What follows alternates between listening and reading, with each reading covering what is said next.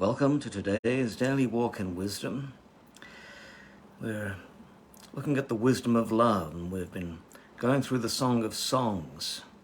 It's an Old Testament romantic description of the love relationship between Jesus and his people.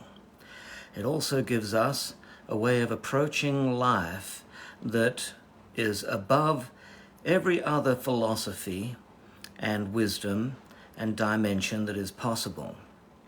The wisdom of love is portrayed in the New Testament. Well, you could look at the whole life of Jesus. That's the four Gospels. You can there see something very similar to what we're observing here in the Song of Songs. You can also see it in 1 Corinthians chapter 13. Paul's ultimate description of love doesn't get any more clear what love is than reading 1 Corinthians 13. And then, of course, any of the writings of John the Beloved, he's called, John the disciple that Jesus loved. Any of his writings, including the book of Revelation, are descriptions of the love relationship between God and his church, and also a description of what it means to live in love. So when John says things like there is no fear in love, we're seeing that portrayed here in the Song of Songs. And you also see it in any true love relationship that you share with another human being here on the earth, that when you truly engage in the purest sense of love, there is no fear that creeps into your relationship, no second guessing, no question marks. The love that a mother has for her child is fearless, a fearless love. Don't get between a mother and their child. It's terrifying. Fearless love. Well, that's what we're looking at here in the Song of Songs. So we're in chapter 6, we're at verse 9, going to read to verse 10. The king is talking, he says, the daughters saw her and blessed her, the queens and the concubines, and they praised her. And they said, who is she that looks forth as the dawn, fair as the moon, clear as the sun, terrible as an army with banners? So the Shulamite is a tremendous example to the virgins and the concubines and the queens. They all admire her now and see in her the outworking of unreserved love for the king. That's what God wants us to have, unreserved love for Jesus. They never blessed or praised her when she was demanding her rights back in chapter 2. But now she's giving her all. She not only receives praise from the king, but also draws the admiration of those who are less committed. So you'll find that there will be those who will look at you as you grow closer to Jesus, and they will begin to admire you, and they'll say, there's a genuine example of what it means to be a Christian. Some will be jealous.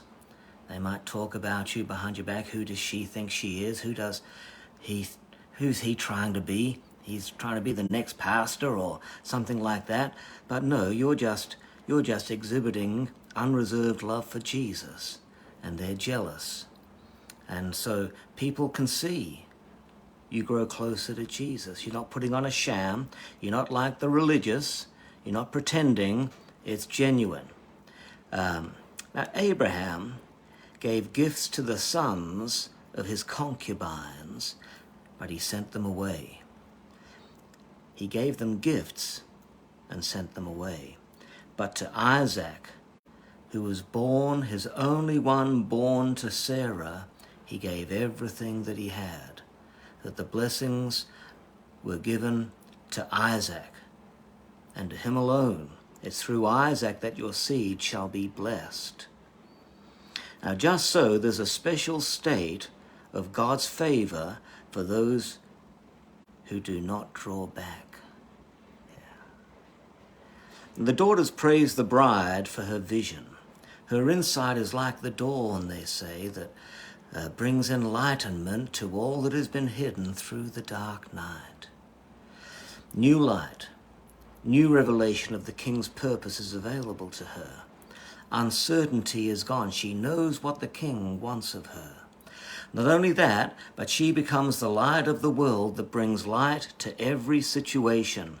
Isaiah puts it like this: the glory of the Lord shall be seen from the rising of the sun. So this is the very process by which the bride is manifesting the king's glory.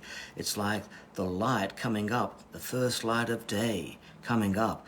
Now Isaiah goes on to say, when the enemy shall come in like a flood, the Spirit of the Lord shall raise up a standard against him. Now that standard that the Spirit of the Lord raises up against the enemy is nothing other than the church. And through the church, the light of God shines like the sun rising up, from the rising of the sun to the going down of the same. The name of the Lord is being praised by the church. Isn't that what is taking place throughout the world now? Because the church is in every place around the world. Everywhere there the church is. And so throughout the world, the name of the Lord is being praised. And the Lord is raising up a banner against the enemy. She is fair as the moon.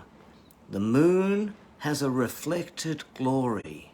So she is reflecting, the church reflects the king's character as the moon reflects the light of the sun.